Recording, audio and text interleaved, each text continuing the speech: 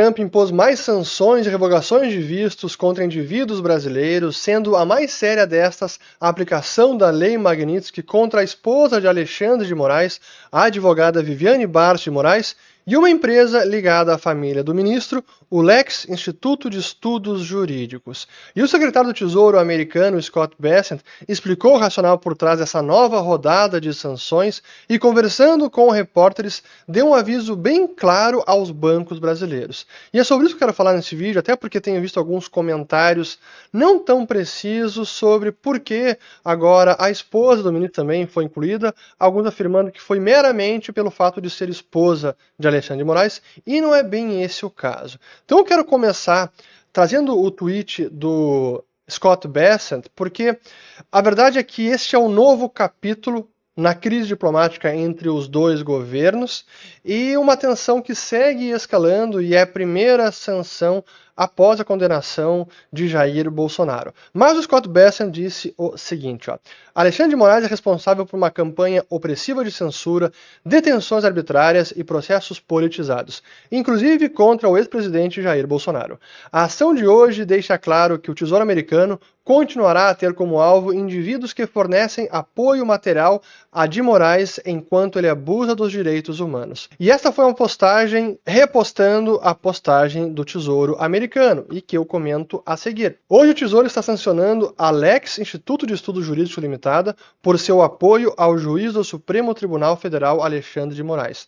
Também designada hoje está Viviane Barros de Moraes, esposa de Moraes e que atua como chefe do Instituto Lex. Então a razão por trás da designação também da esposa é porque ela estaria chefiando uma empresa que está ajudando materialmente o Alexandre de Moraes. Essa justificativa dada aqui pelo Tesouro americano. E vale a gente ler, inclusive, o comunicado oficial que está aqui no site do Tesouro dos Estados Unidos, porque a gente tem mais elementos para entender o que está embasando essa nova aplicação da Lei Magnitsky. E aqui diz o seguinte, Rede de apoio às sanções do Tesouro do juiz do Supremo Tribunal Federal. Hoje, os Estados Unidos, o Escritório de Controle de Ativos Estrangeiros, o OFAC, do Departamento do Tesouro, está sancionando o Lex Instituto de Estudos Jurídicos Limitada por seu apoio ao ministro do Supremo Tribunal Federal, o brasileiro Alexandre de Moraes. De Moraes foi designado pela OFAC em 30 de julho de 2025 por usar sua posição para autorizar detenções preventivas arbitrárias e suprimir a liberdade de expressão no Brasil. Também designado hoje é Viviane Barros de Moraes, esposa de Moraes e que atua como chefe do Instituto Lex. O próximo parágrafo aqui é a mesma coisa que o Scott Bessent já escreveu, mas vale aqui ler os próximos. Seguinte, as medidas de hoje estão a ser tomadas nos termos da Ordem Executiva 13.818, que se baseia e implementa a Lei Global Magnitsky de responsabilidade pelos direitos humanos e visa os autores de graves violações dos direitos humanos em todo o mundo. Em 30 de julho, o presidente emitiu essa ordem executiva, intitulada Enfrentando as Ameaças aos Estados Unidos por parte do governo do Brasil, o que explica que de Moraes abusou de sua autoridade judicial para atingir oponentes políticos e reprimir a dissidência. A decisão de Moraes da condenação injusta do ex-presidente brasileiro Jair Bolsonaro demonstrou sua crescente disposição em participar de perseguições políticas. A ação de hoje centra-se naqueles que fornecem uma rede de apoio financeiro a de Moraes. Então aqui a primeira citação, já a condenação de Jair Bolsonaro, ou seja, o Tesouro americano encarando a condenação de Jair Bolsonaro como uma escalada nessa crise diplomática e, portanto, agora é também uma resposta a esse resultado, sem dúvida alguma. Mas, prosseguindo, o Instituto Lex atua como holding do de Moraes, sendo dono de sua residência, além de outras propriedades residenciais. A propriedade nominal de muitas dessas propriedades foi transferida a de Moraes e sua família para o Instituto Lex há mais de uma década.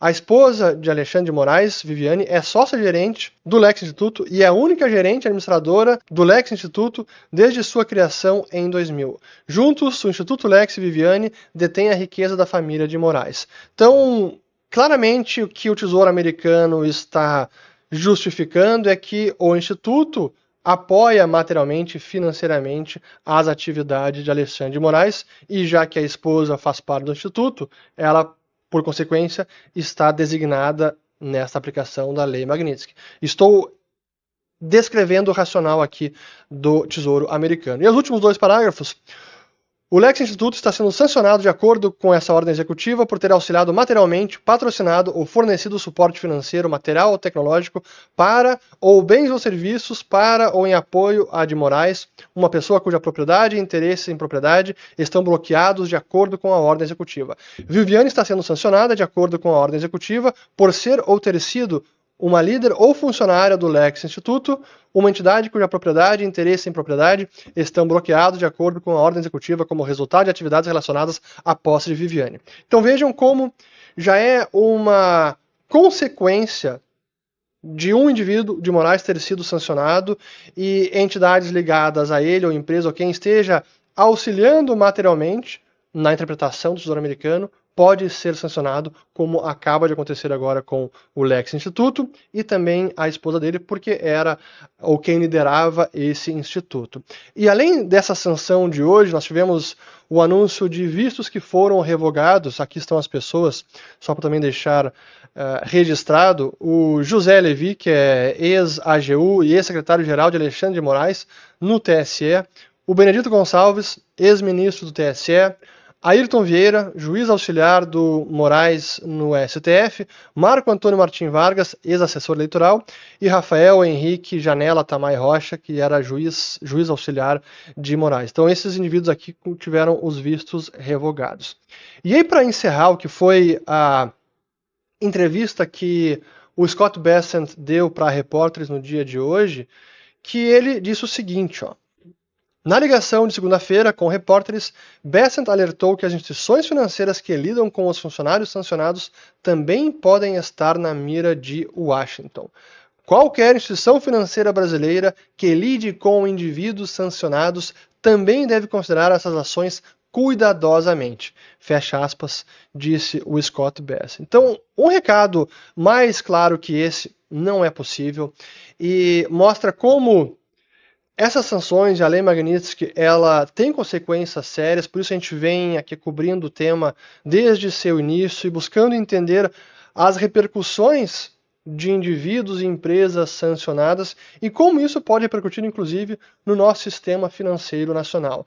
E até onde me consta, esse é o primeiro recado claro do Scott Bessent aos bancos brasileiros.